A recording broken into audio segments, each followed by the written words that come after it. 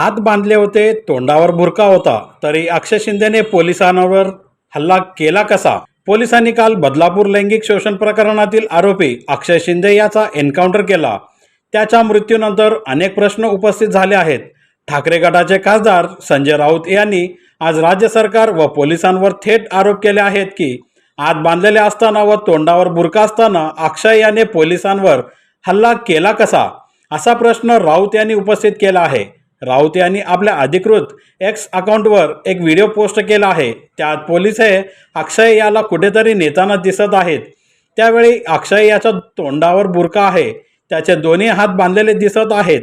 त्याच्या व्हिडिओकडे लक्ष वेधून राऊत यांनी प्रश्न केला आहे, अशा अवस्थेतील पोराने पोलिसांवर हल्ला कसा केला? नक्की काय घडले? महाराष्ट्राला हे सत्य कळायला हवे.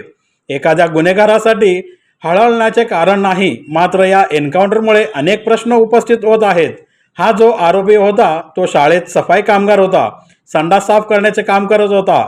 असा मुलगा बंदूक कधीपासून चालवायला लागला? पोलिसाच्या कमरेवरील बंदूक हिसकावली, लॉक असलेले बंदूक चालवून त्याने गोळीबार केला, हे कोणाला पटले का? असे प्रश्न राऊत यांनी केले आहे.